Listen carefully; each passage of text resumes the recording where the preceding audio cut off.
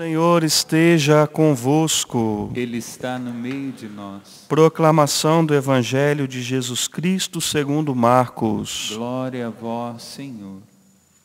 Naquele tempo, começou Pedro a dizer a Jesus: Eis que nós deixamos tudo e te seguimos.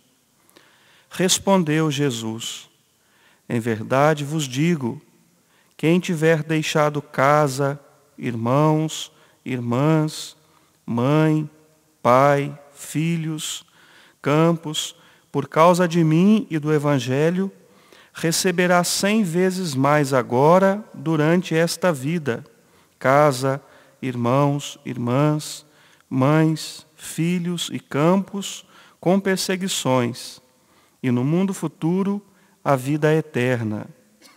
Muitos que agora são os primeiros serão os últimos, e muitos que agora são os últimos serão os primeiros. Palavra da salvação. Glória a vós, Senhor.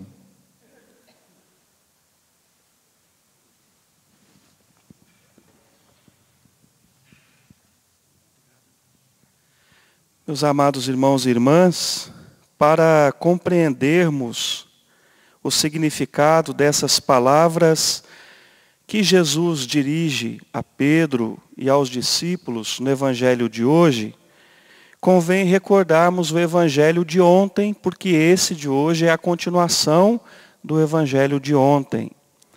Aqueles que tiveram a oportunidade de ir na Santa Missa ontem ou de fazer o seu estudo bíblico da liturgia de ontem, vão se recordar bem de qual Evangelho se trata.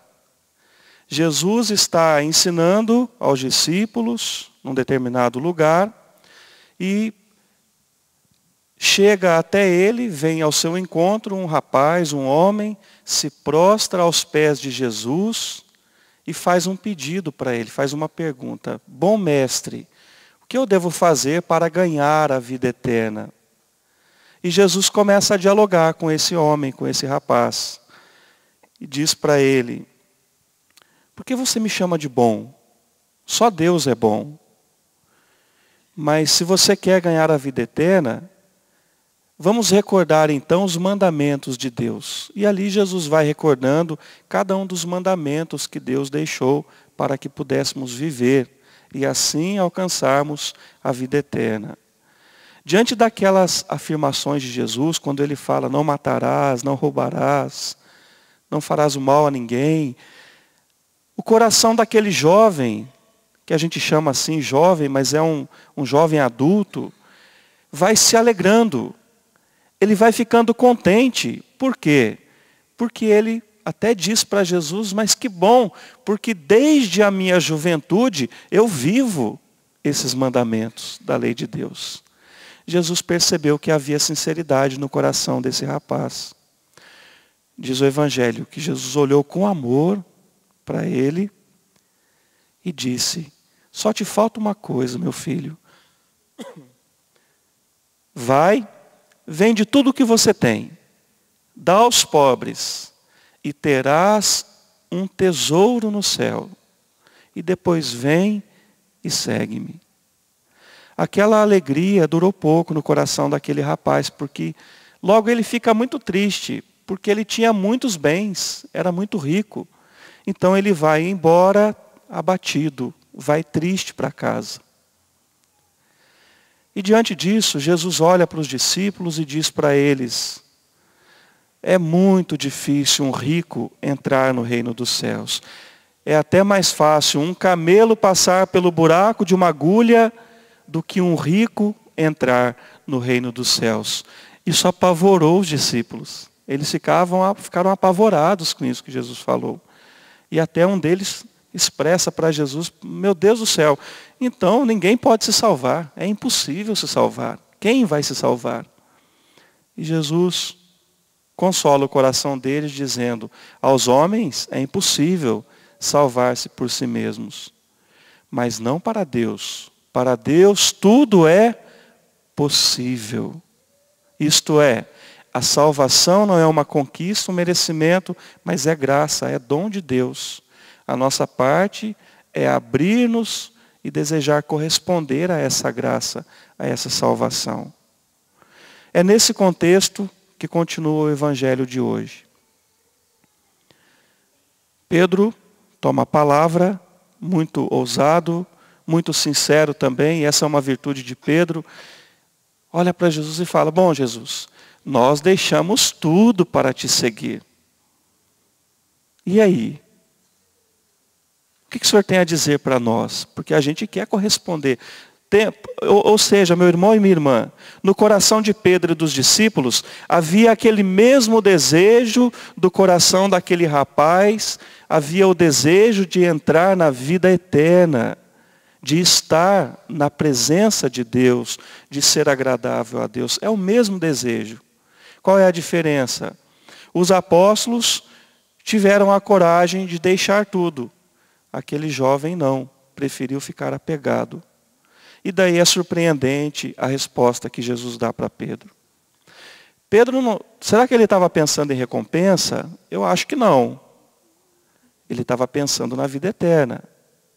Porque o contexto da conversa anterior é de algo muito precioso e muito sagrado. Fala de salvação. Senhor, nós deixamos tudo e te seguimos. Mas surpreende o que Jesus fala para ele. E nós acabamos de ler aqui no evangelho de hoje. Jesus fala que todo aquele que, por causa dele, por causa do reino de Deus, deixar, e Jesus ainda afirma como uma sentença de graça, como um ensinamento novo. Jesus começa dizendo assim: em verdade vos digo, quem tiver deixado casa, irmãos, irmãs, mãe, pai, filhos, campos, por causa de mim e do evangelho, receberá 100 vezes mais agora, durante esta vida, casa, irmãos, irmãs, mães, filhos e campos, com perseguições. E no mundo futuro, a vida eterna. Jesus repete 2 vezes na mesma frase, para ficar muito claro para os discípulos, que aquele que deixa por causa do evangelho, recebe 100 vezes mais. Daí eu fico pensando naquele homem rico, nesse jovem rico que se aproxima de Jesus. Ia ser mais do que ganhar na Sena, não é? Na mega Sena acumulada. Se ele deixasse tudo o que tinha, e ele já era muito rico, para seguir Jesus, ele ia receber 100 vezes mais. Seria um lucro muito grande, não seria? Então instiga a gente isso que Jesus está falando. Qual o verdadeiro sentido, então, de deixar? É exatamente a coragem de renunciar à posse, o apego do coração, de não permitir que o coração, que a vida, seja conduzido por uma ganância, por uma cobiça. Porque é verdade, meus irmãos e irmãs, vocês imagino que vão concordar comigo. Quando a nossa vida ela é pautada pela gana, pela ganância em acumular bens. Se a minha vida, o projeto de vida é: quero ficar rico, quero ganhar muito dinheiro, ter muitos bens, ter muitas posses, ter uma herança imensa, um patrimônio enorme. O que acontece? Quando a gente tem no coração o desejo de possuir as coisas, quem acaba sendo possuído por elas somos nós. Nós nos escravizamos e nos deixamos levar por aquilo que nós achamos que possuímos. O convite que o Senhor nos faz é deixar. Quando a gente tem coragem de deixar, de não ambicionar mais, nós entramos numa outra dinâmica, a dinâmica da liberdade dos filhos de Deus. Nos tornamos livres em relação às coisas. E passamos a experimentar algo que Jesus falou várias vezes no Evangelho. Passamos a experimentar o cuidado do Pai que é providente. Do Pai que cuida de nós em todas as realidades da nossa vida. É claro que Jesus não está chamando aqui os discípulos a viver de maneira inconsequente. a não ser inconsequente. Não podemos ser inconsequentes com os nossos compromissos, com os nossos deveres, com a família, com as realidades. No entanto, não devemos ser escravos de nada, porque Deus não quer que o ser humano seja escravo de nada, muito menos do dinheiro e das realidades materiais, porque isso cega e tira o que existe de mais sagrado dentro de nós, que é a alegria e a liberdade. Como aquele jovem do evangelho de ontem voltou para casa? Muito triste.